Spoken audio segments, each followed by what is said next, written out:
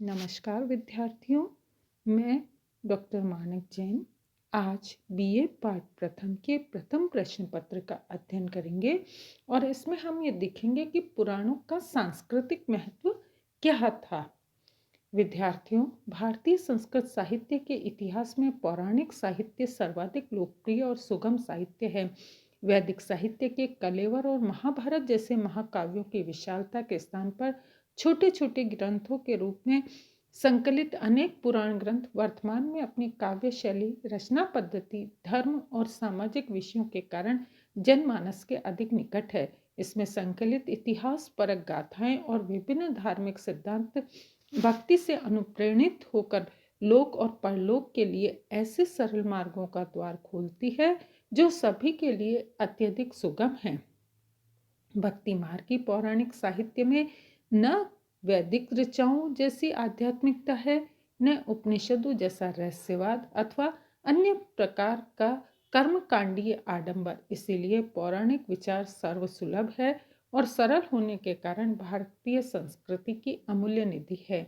प्राचीन विचारों का युगानुकूल परिवर्तन जैसा पुराण साहित्य में हुआ है, वैसा अन्यत्र नहीं मिलता है। पुराण साहित्य का उद्भव वर्तमान में पुराण साहित्य में 18 पुराण और अनेक उपपुराण उपलब्ध है। पुराण साहित्य के आविर्भाव का इतिहास पर्याप्त रोचक है। परंपरा के अनुसार प्राचीन काल में पुराण साहित्य संहिता नामक ग्रंथ विद्यमान था। पुराणों को वेदों के समान प्राचीन माना जाता है। प्राचीन काल में साहित्य की दो धाराएं थी, वेद धारा और पुराण धारा, जिसमें क्रमशः वैदिक और पुराण संहिताओं की रचना हुई। परंपरा के अनुसार सुत्त संप्रदाय में प्रचलित कथा और उपाख्यानों को व्यास ने पुराण के रूप में संकलित किया। इसी पुराण से पुराण साहित्य का उद्भव हुआ। वर्तमान पुराण साहित्य में ये उल्लेखित है कि कृष्ण द्वैपायन व्यास ने वेदों का वर्गीकरण करने के पश्चात उस युग में विद्यमान आख्यानों, उपाख्यानों, गाथाओं व कल्प ज्योतिरिक्तियों का संकलन करके एक पुराण साहित्य की रचना की। श्रुति परंपरा में याद किए जाने वाले साहित्य में संकलन और वर्गीकरण की प्राचीन परंपरा है। गेय गाथाओं पर आधारित होने के कारण पुराण साहित्य की रचना में इस नीति का पालन किया गया है। अब हम ये देखते हैं कि कितने मुख्य पुराण हैं। मुख्य पुराण विद्यार्थियों, पहला है विष्णु पुराण। इस पुराण में 6 खंड, 126 अध्याय, 6000 श्लोक है। इसकी रचना गद्य, पद्य और गद्यपद मिश्रित शैली में हुई है। साहित्य की दृष्टि से यह पुराण बड़ा रमणीक, सरस और सुंदर है। इसमें पंच लक्षणों का निर्वाह हुआ है। ब्रह्मा द्वारा यह पुराण दक्ष परंपरा में पाराशर तक पहुंचा है। इसके प्रथम अंश में सृष्टि, द्वितीय में भूगोल, तृतीय में आश्रम संबंधी कर्तव्य और चतुर्थ अंश में ऐतिहासिक विवरण उपलब्ध होता है। पंचम अंश का संबंध कृष्ण चरित्र से तथा षष्ठ अंश प्रलय और भक्ति से संबंधित है। यह पुराण अद्वैत दर्शन पर आधारित है। सृष्टि के विभिन्न जीव विष्णु रूप है। मन ही मनुष्य के बंधन और मोक्ष का कारण है। इसमें ज्योति और योग के सिद्धांतों के साथ साथ ऐतिहासिक दृष्टि से शाक्य, शूद्रोधन और राहुल का भी उल्लेख है। इसमें संक्षिप्त अंश बहुत कम है। इसकी तिथि निश्चित करना कठिन है। विद्यार्थियों, दूसरा मुख्य पुराण है मत्स्य पुराण। इस पुराण में 291 अध्याय, 15,000 श्लोक है। इसकी गणना प्राचीन पुराणों में होती है। इसमें विष्णु के मत्स्य अवतार के साथ साथ शिव द्वारा तारकासुर और त्रिपुर वध की कथा दी गई है। इसके 23वें अध्याय में समस्त पुराणों की विषय अनुक्रमणिका, ऋषियों का वंश, राजधर्म का विस्तृत विवरण मिलता है। व्यवहार शास्त्र की दृष्टि से इस पुराण में गृहस्थ, ब्रह्मचर्य, मोक्ष, व्रत, श्रद्धा, उपवास, दान संबंधी विशेष विवरण दिए गए हैं। व्रतों का विवरण, मंदिर निर्माण संबंधी अध्याय और प्रतिमा शास्त्र संबंधी अंश इस पुराण की विशेषता है। यह अपने पूर्वा उर्वशी आख्यान के लिए भी प्रसिद्ध है। नेक्स्ट है विद्यार्थियों मार्कंडेय पुराण। मार्कंडेय ऋषि द्वारा प्रयुक्त यह एक छोटा सा पुराण है। इसमें 137 अध्याय और 9000 श्लोक है। इसके प्रारंभ के 43 अध्याय शुकदेव और शेष मार्कंडेय द्वारा संवाद शैली में लिखे गए हैं। इस पुराण का एक अंश देवी महात्म्य या सप्तशती कहलाता है, जिसमें देवी दुर्गा का द्वारा महिषासुर के वध की कथा दी गई है। इसके अतिरिक्त इस पुराण में व्रत, तीर्थ, आश्रम, कर्तव्य, राजधर्म, श्राद्ध, नरक, कर्म, सदाचार, योग, दृष्टि, मन्वंतर और भूगोल संबंधी पर्याप्त जानकारी मिलती है। इसमें कोई सांप्रदायिक दृष्टिकोण प्रस्तुत नहीं किया गया है। देवी महामात्य को छोड़कर प्रार्थना और स्त्रोतों की उपस्थिति नगण्य है। नेक्स्ट है अग्नि पुराण। यह पुराण 183 अध्यायों में विभक्त है। प्राय इस पुराण को विशेष विवेचन की दृष्टि से भारतीय भाषाओं का विश्व कोश कहा जाता है। इस पुराण में रामायण और महाभारत सहित अनेक अवतार कथाओं का उल्लेख है। व्यवहार शास्त्र की दृष्टि से ज्योतिष, धर्मशास्त्र, व्रत, राजनीति, आयुर्वेद आदि विषयों का विस्तार से विवरण इसमें संकलित है। कला की दृष्टि से यह पुराण मंदिर स्थापना, प्रतिष्ठा, पूजन और स्थापत्य विवेचना के लिए प्रसिद्ध है। इस पुराण का संबंध यद्यपि अद्वैत वेदांत से है, परंतु एक अध्याय में गीता का सारांश भी दिया है। शब्द शास्त्र की दृष्टि से इसके विवरण विशेष महत्वपूर्ण है।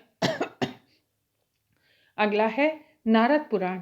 ये 2 भागों में विभक्त है, जिसमें 25,000 श्लोक है। पहले भाग में 125 अध्याय है। इस भाग में विष्णु भक्ति, भारत का भूगोल, सागर की कथा, भागीरथ का गंगा अवतरण जैसी कथाओं के साथ साथ व्रतों, आश्रम व्यवस्था, धर्म, पताका, सदाचार और श्राद्धों का वर्णन है। इसी भाग में बौद्धों को पाखंडी और वेद निंदक बताया है। दूसरे भाग का अधिकांश तीर्थों से संबंधित है। यह पुराण ऐतिहासिक दृष्टि से महत्वपूर्ण है। इसमें 18 पुराणों की विषयानुक्रमणी दी गई है। इसे सभी पुराणों की विषय वस्तु का ज्ञान होता है। इसकी रचना 700 से 1000 ईस्वी के मध्य अनुमानित है। नेक्स्ट है ब्रह्म पुराण। इस पुराण में 245 अध्याय है, लगभग 14,000 श्लोक है। इस पुराण के में महाभारत, विष्णु पुराण, वायु एवं मार्कंडेय पुराण से पूरे अध्याय ही लिए गए हैं। इन अध्यायों में तीर्थ, सांख्य योग, राजधर्म, गृहस्थ धर्म, व्यवहार, व्रत और मोक्ष की विस्तृत चर्चा की गई है। यह अपेक्षाकृत परवर्ती पुराण है। इसमें कोणार्क में सूर्य पूजा का वर्णन है और अन्य पुराणों से पृथक करता है। इस पुराण में सांख्य योग की चर्चा बड़े विस्तार से की गई है। नेक्स्ट है वाराह पुराण। इस पुराण में 217 अध्याय, 24,000 श्लोक है।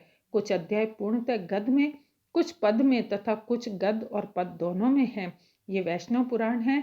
इसमें विष्णु के 12 अवतार रूप में पृथ्वी देवी को सुनाया गया है। इसमें व्यास का उल्लेख नहीं है और सुत का संबंध भी केवल कुछ अध्यायों से है। इस पुराण से भी परंपरागत रूप में व्रत, तीर्थ, दान, पूत धर्म, ऐशोच, श्राद्ध, कर्म, विपाक, नर्क, जगत दृष्टि, भूगोल और प्रायश्चित जैसे धर्मशास्त्रीय विषयों पर चर्चा की गई है। एक महत्वपूर्ण पुराण है स्कंद पुराण। यह वृहद आकार पुराण ग्रंथ है। इसमें 81,000 श्लोक हैं। इसके 2 संस्करण मिलते हैं। एक संस्करण में 7 खंड है, जो महेश्वर, वैष्णव, ब्रह्मा, काशी, अवान्त्य, नगर और प्रभास के रूप में विख्यात है। दूसरा संस्करण 6 संहिताओं में विभक्त है। सनत कुमार, शुद्ध, शंकरी, वैष्णवी, ब्राह्मी और सौर। हाँ, यह स्मरणीय है कि इस पुराण का नाम स्कंद अवश्य है, परंतु इसमें स्कंद का वर्णन प्रमुख रूप से नहीं हुआ है। इसके काशी खंड में नाट्यवेद, अर्थशास्त्र, चरक और धन्वंतरी का उल्लेख है। इसमें बहुत से अंश अप्रक्षिप्त है। इसकी रचना 7वीं से 9वीं शताब्दी के मध्य मानी जाती है। इस पुराण का स्वामी कार्तिकेय ने शैव तत्वों का निरूपण किया। यह पुराण प्राचीन माना जाता है। नेक्स्ट है विष्णु धम्मोत्तर पुराण। यह एक विशाल ग्रंथ है। इसमें व्रत, तीर्थ, ब्रह्मचर्य, गृहस्थ, राजधर्म और मोक्ष की अवधारणा पर विस्तृत विवरण दिया है। इसके प्रथम भाग में शंकर गीता का समावेश हुआ है। इसी पुराण में राजनीति और सदाचार पर पृथक अध्यायों का वर्णन मिलता है। विष्णु धर्मेत्तर का एक भाग चित्त सूत्रम नाम से प्रसिद्ध है, जिसमें चित्र रचना का विधान नाट्य और नृत्य के संदर्भ में किया गया है। इस अंश को गुप्त कालीन चित्रकला का महत्वपूर्ण शास्त्र माना जाता है। इस पुराण की रचना 6ठी शताब्दी के आसपास हुई थी। नेक्स्ट अंतिम पुराण है उप पुराण। 18 महापुराणों के अतिरिक्त अनेक उपपुराण भी मिलते हैं। मत्स्य पुराण के अनुसार सभी उपपुराण पुराण ग्रंथों के ही उपभेद है। कूर्म पुराण के अनुसार मुनियों ने 18 महापुराणों का अध्ययन करने के पश्चात संक्षिप्त संस्करणों के रूप में उपपुराणों की रचना की। इस प्रकार उपपुराण परवर्ती रचनाएं हैं। उदाहरण के लिए नरसिंह, विष्णु धर्मोत्तर तथा देवी पुराण जैसे उपपुराण संभवतः 7वीं शताब्दी में लिखे गए थे। इति नमस्कार।